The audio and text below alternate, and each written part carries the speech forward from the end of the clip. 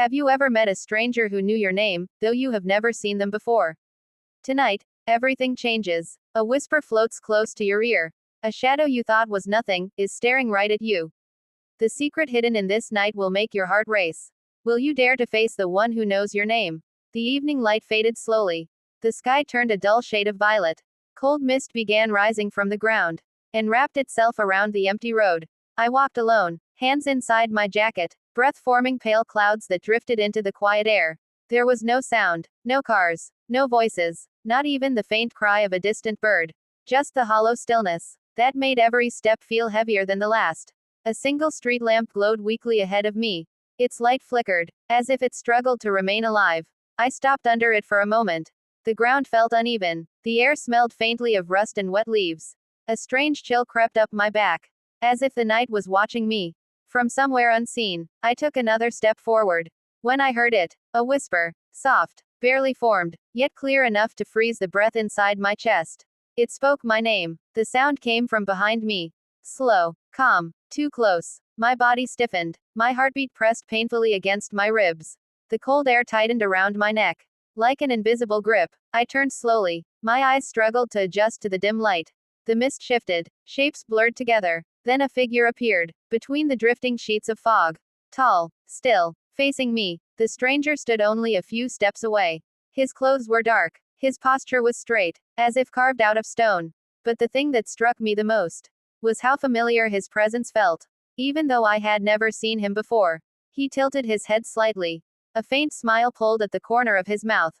It was not warm. It was not friendly. It was the kind of smile that carried a secret you never agreed to hear. He spoke again, this time louder, clearer. He said my name, as if he had known it his entire life. My fingers curled into fists. The air around me thickened with a pressure I could not explain. How do you know me?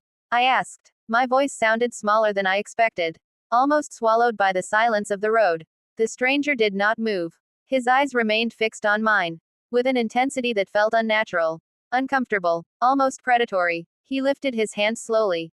The movement was deliberate, controlled, and strangely graceful. Between his fingers was a small piece of folded paper. He held it as if it were fragile, and important, and meant for me. The mist curled around his arm, like a living thing. A faint hum echoed through the air, without any source. The ground beneath my feet trembled slightly, as if reacting to the paper he held. He took one step forward. The sound of his foot touching the pavement was sharper than it should have been. It echoed unnaturally, like a stone dropped into an empty tunnel. He extended the paper toward me. His eyes did not blink. His smile grew wider, but not kinder. I have been waiting for you, he said. Every word felt heavy, like it was pushed through the air by something far older, and far darker. My breath caught in my throat. My hand lifted without my intention, as if the paper pulled it forward on its own. The moment my fingers touched it, a cold shock shot through my arm. Sharp, burning, metallic. My vision blurred for a heartbeat. The entire road seemed to tilt, as if the world lost its balance. I unfolded the paper slowly. The air thickened around me. Even the street lamp flickered again, as if reacting to what I was about to see. Then the paper opened. My eyes focused. My stomach dropped. It was a photograph. Old, worn, edges torn, colors faded. But there was no doubt. The child in the picture was me, standing beside the stranger. The photograph trembled slightly between my fingers. Not because of the wind, but because a deep, heavy fear pressed against my ribs and made my hands shake. The child in the picture stood on a dirt road, with the same uncertain expression that I always carried as a boy. Same eyes, same shape of the face, same small scar above the eyebrow that I received when I fell from a broken fence at the age of 6. There was no mistake. It was me, but the man standing beside the child was impossible to accept, impossible to justify, impossible to understand. It was him, the same stranger, who now stood only a few steps away from me, under the flickering street lamp, with mist curling around his feet. I forced a breath out of my lungs. It felt thick and sharp, as if the air resisted the truth. My voice cracked slightly when I spoke. This photograph is fake. The stranger did not react. He did not blink. His smile remained unchanged, calm, unsettling, almost patient. He stepped closer. His shoes made a dry sound on the pavement, even though the ground was wet. The mist parted around his legs, as if it feared touching him. You were 6 years old. he said softly. You were standing near the old bridge. It was late afternoon. Your mother called your name. But you did not hear her. You were busy staring at the water. My chest tightened painfully. He knew details he had no right to know. He described a memory. I barely remembered myself. A memory I never told anyone. How do you know all this? I asked. This time, my voice betrayed my fear. It shook like a weak flame in a strong wind. The stranger tilted his head again. As if he enjoyed the question. As if he enjoyed the fear gathering behind it. I know everything about you, he said. More than you know about yourself. His words fell heavily into the silent air. They echoed inside my mind. Until a sickening wave of dizziness washed through me. I stepped back instinctively. My heel hit the edge of the pavement. A sharp sting of panic rushed through my body. The stranger moved forward with quiet steps that carried no hesitation and no humanity. The photograph slipped from my hand and fluttered toward the ground.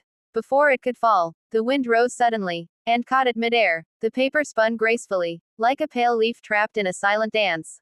The wind circled it, lifting it higher, twisting it slowly, as if the photograph itself was alive. The stranger watched it with calm eyes. Then he looked at me again. You must remember everything, he said. The memory was taken from you. Now it must return. A deep pressure formed in the air around us. It wrapped around my head, like invisible hands that squeezed slowly and deliberately. My vision flickered. The trees shifted. The street lamp grew brighter, and then dimmer, as if something manipulated its glow. A faint ringing sound echoed inside my ears.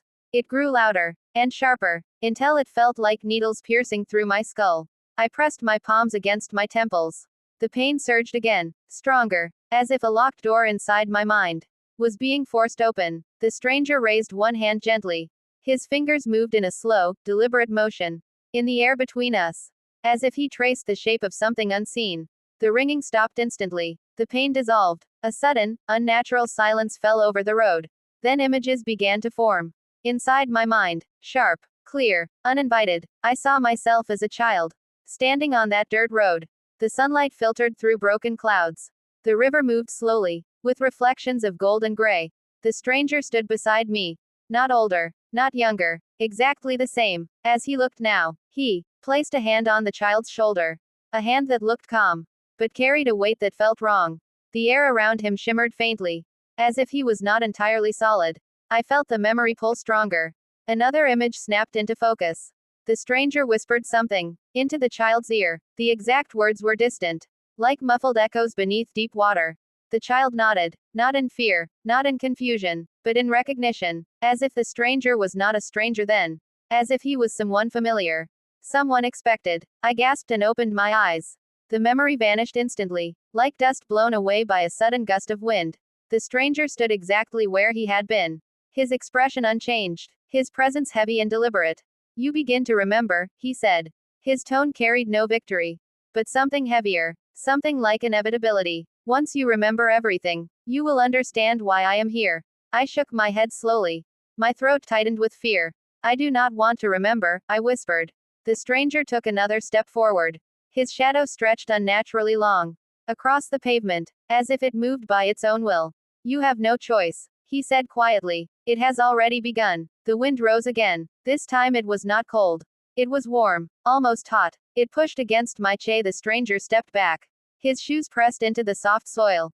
The faint sound felt sharper in the silent night. He raised his hand slowly. His fingers trembled, but his face remained calm. There was a strange sadness in his eyes. The wind brushed past my ears.